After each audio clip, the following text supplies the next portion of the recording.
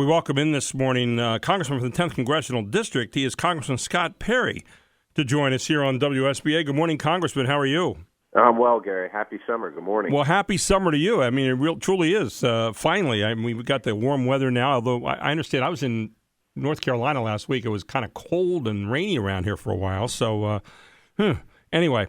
Hey, I wanted to talk to you a little bit this morning about, a lot of stuff still being talked about with regard to voting. President Trump was out over the weekend, was talking in his first kind of major speech, I guess, since he, has been an ex-president.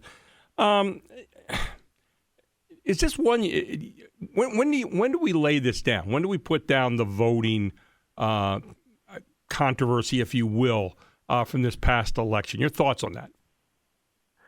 Yeah, I think that obviously some of the other states are doing some different looking. Arizona with its audit, I think we expect results of that soon. So Georgia's doing some stuff. Pennsylvania's had hearings. I think that, but I also would say, we had some problems here locally, Gary, even in the last primary, just a couple weeks ago. And as long as those things persist, it's going to keep that issue forefront in many people's minds. I mean, I'll tell you, I was very frustrated a couple Tuesdays ago when, coming off the heels of the 2020 election with so many questions, you would have thought that they would have had this thing locked in completely, just knowing that the scrutiny was going to be very heavy-handed, and rightly so, across the state. I mean, voting is to me, it's how we decide our differences in a civilized society. Mm-hmm. But that means you got to be able to trust it. And so I was disappointed when we had these problems. People were waiting for hours. Because the ballots, there were no ballots. People left the polls. Some never came back. Right. This is not a good look. So all those things, at least here locally, I think, continue to remind people that there are questions about the elections. And I will tell you, in the conversations with some of the elected officials across the state and locally, one of the comments was made as well, it's very complicated. We have and I said to myself, well, I think that's part of the problem, because I think most people say, well, why is it complicated? You show up, you should be able to tell somebody who you are, that you're an eligible voter, you cast your vote, and you leave. Why is that complicated? I think we've made it complicated, and that gives people pause, like so many things with government. Why must it be as complicated as it is? And right. It's not trying to take anything away from anybody.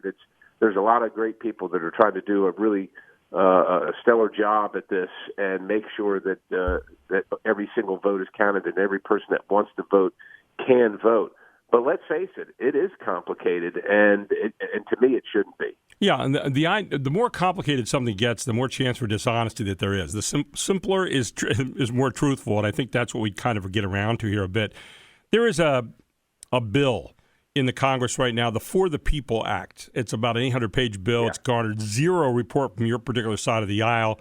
And I say Joe Manchin came out with a big op-ed on that today and has been, was on just about every show yesterday talking about how he can't support that kind of bill. What is in this bill right now, the For the People Act, that's coming from the Democrats that's really giving concern to you?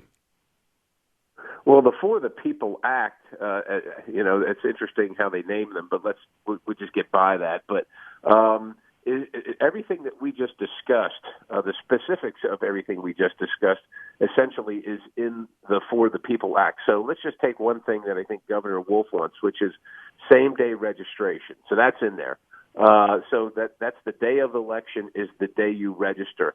How can the problem with these kind of things, and there's all the early voting, mail-in vote, mandatory mail-in voting. It makes sure that that municipalities, states, localities cannot verify residency or authenticity for voting. So you cannot be verified as a potential voter in the For the People Act.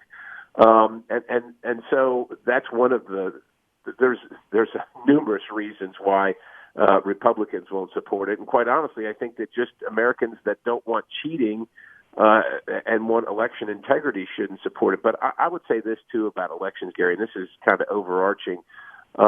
they have to be done right up front because there is no remedy. There's no realistic remedy to go back and fix them after the fact. And I think we see that in the 2020 election. I mean, if there were to be found out that and proven that that there was widespread fraud that could have changed or did actually change the result of the election, there's no way to fix that. So all this stuff has to be done up front, and the For the People Act literally obliterates the ability to make sure that there's fidelity and trust in the election process up front.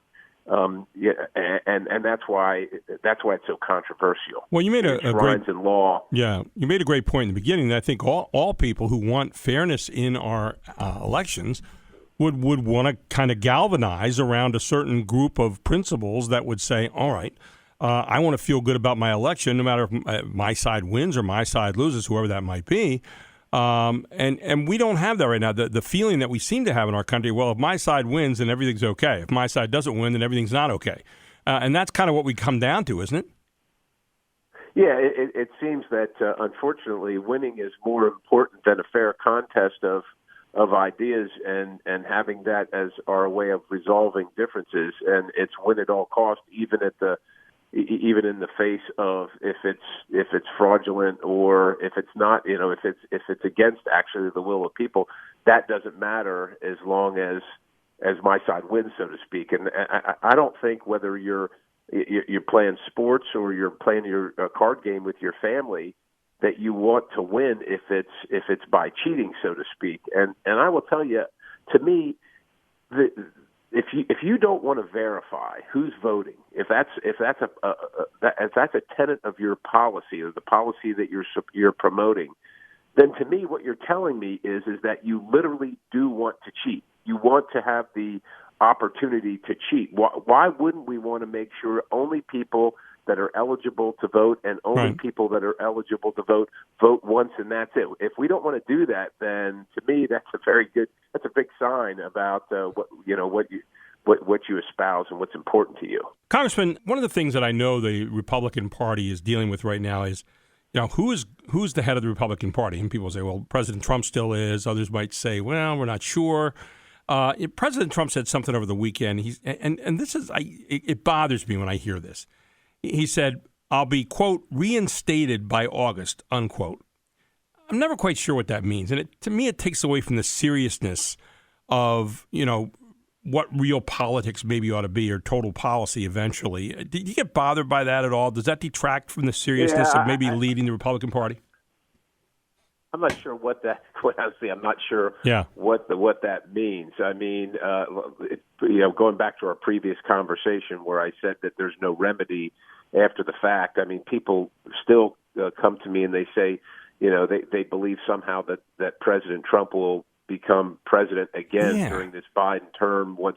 And I just tell them very honestly, I know they're disappointed, but I said there's no mechanism for that to happen. Just so you know that there's no way that's going to happen. There's going to be 4 years of a Biden presidency, right? Regardless. So that's how that is. So I'm not sure if it's a poor choice of words or if it's by design. Maybe he means he feels like he'll be vindicated or there'll be information to the contrary by August. I don't know. But, look, all of us say inartful things on occasion. It's tough to be. We're not all Gary Sutton, I'm not. Believe me, I say my share, too. I'm just saying when you say that when those things come out, though, sometimes those are things that kind of bother me occasionally. I mean, I was in favor of a lot of the policies that the president did, and I still am. But I'm just those kind of things. I think it does kind of juice the fire a little bit for people to come and ask you the kind of questions that you just mentioned a moment ago. That's my only point. We have Vice President Harris in South America, or actually in Central America today, I guess Guatemala, talking about immigration and the rush on the border. It's a 20-year high down there. What are we to make of that right now? What's being done there? What is Congress about to do there, if anything? Your thoughts about the whole immigration and illegal invasion kind of thing that's going on there right now? Well, Gary, as you know, we've been having this conversation for a long time, and I was just down at the border again not too long ago. And so I think this trip is ostensibly to kind of change the narrative and say, they want the story to be about what's causing illegal immigration, and they allegedly want to get to the solution that fixes the causes of it so these people don't come to the border. I hope that most people see that for what it is, which is, I think, just an interest in shifting the narrative. On the border, of course, we have this huge rush of people. The numbers are what they are. It's the optics are bad. The things that are happening to the little children, the cartels, the coyotes, all that stuff is part of the story, and all the optics are bad. And I think the administration seeks to change the optics, but in my opinion, based on what I've seen in the policies they promoted, they have no interest in whatsoever in slowing down the flow of people coming into the United States illegally. They just want it to not look as bad. So they're going to become very efficient. This administration is going to increase the efficiency at which people can come across the border, as opposed to stopping them, whether it's drugs, the fentanyl that comes into York, or whether it's illegal labor coming in, et cetera. Gary, the last people that I saw before I left the border this time, because the agents were greeting, so to speak, people as required now by the administration. The last group of people were from Russia, Azerbaijan, and Cuba. All of those people don't share a land border with the United States of America in any sense of the term. So they're flying into Mexico or Central America and then making the trek up to the border. The reason they're coming here, I can tell the vice president, is because we have a wide open border, and they can avail themselves to the United States system, the economic system, one way or the other, illegally or otherwise, and we don't do anything to stop that. To make sure that we're really honoring the people struggling in this country first. We don't do anything in that regard. And so that's why they're coming. The vice president doesn't have to travel to Central America to know that. She can go right to the border like many of us have and see that firsthand. And you know this, Gary. About 45 seconds left here. So a lot of people are looking at this whole border situation right now, and they're basically saying, where does this end? I mean, what do we do? We have people rushing the border. We got these coyotes rounding up kids to bring up there now. They talked about reunification of families. Even the head of the place, Guatemala, today was talking about the moment that was announced, reunification of families. The coyotes started rounding up kids to take them up there. I mean, it's really big business, and it's unsafe. And yet we also hear about kids being transported around our country kind of quietly already. That's not something that you really want to hear with this whole thing yet unresolved. About 30 seconds left. Final thoughts on this?